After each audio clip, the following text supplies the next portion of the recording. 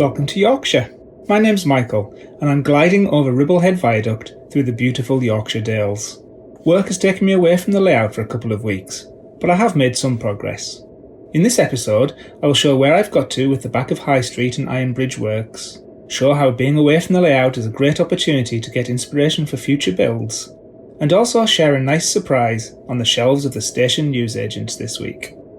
Join me then for Mixed Bag, Chandwell Layout Update, June 2023. I paused building revs in the old Wesleyan Assembly Hall so that I could get the ground started. With the viaduct being on a curve, I needed to fathom a way of creating the ground to the right shape. I cut a load of rectangles of scrap paper and placed the first one under the arch.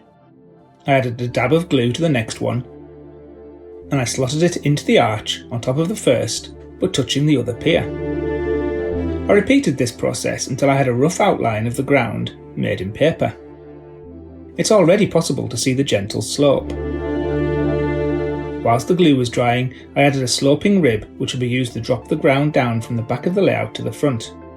The drop is about 4mm. I pulled out the glued stack of paper and was left with a template of the ground. I taped this to the back of a cereal packet box to stop it moving about, and then drew around it with a pen. After a bit of tidying up, I cut it out with a knife and with luck could drop it into place on the layout. It needed a bit of a trim, but it was soon ready to glue into place. I use Oohoo for sticking the ground down as I like a quick bond here. I made sure it was snugly in position and pressed it down until I was happy with it. Having lived looking at the tall viaduct for almost 4 years, it felt unusual to see it reduced in height like this. But I'm pleased with the overall feel of the land here. I'll have to make sure this is joined up properly though. Once the glue was fully dry, I realised that I should have detailed the stream under the little bridge first. Oops. I could have cut away the bridge quite easily, but I was keen to have a nice unbroken surface to make the most of the ground.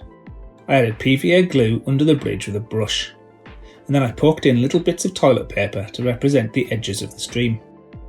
Once dry, I painted the whole thing brown, and this should blend in nicely to the rest of the stream once I make it.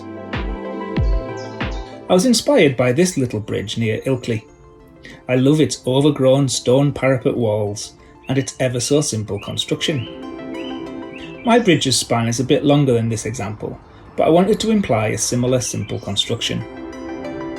I therefore used card to thicken the ground here, and then wrapped simple texture around the edges, before dropping a simple stone wall parapet into place with PVA glue.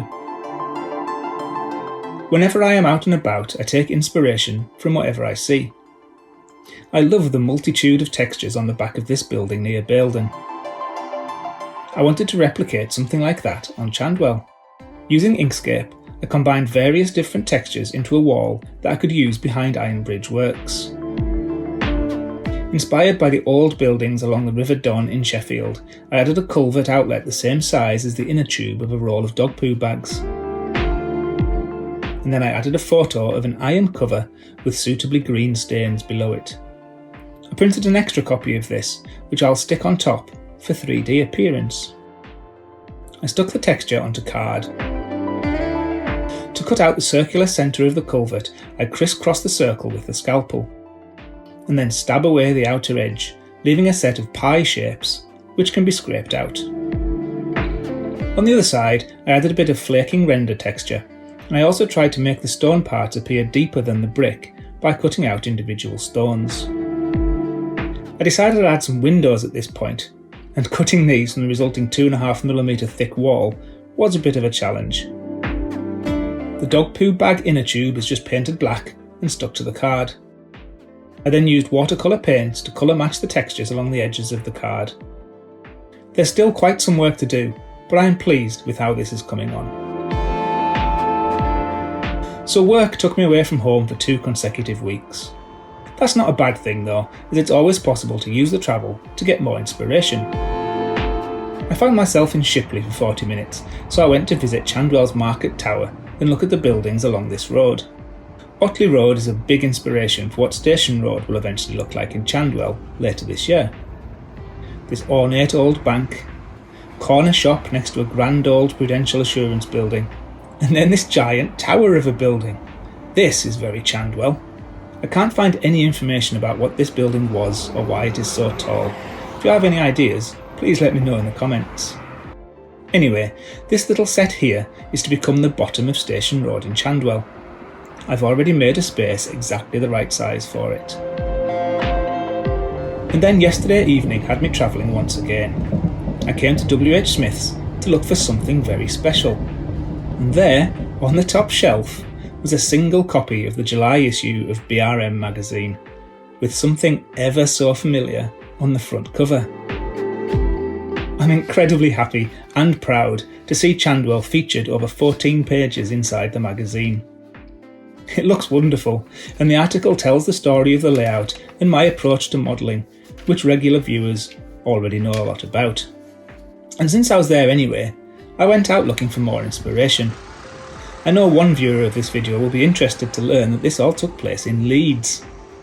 It has a different feel to Bradford, being mainly brick built rather than stone, but by keeping clear of the posher parts, you can get much inspiration from the river, the old warehouses, the alleys, and the railway bridges.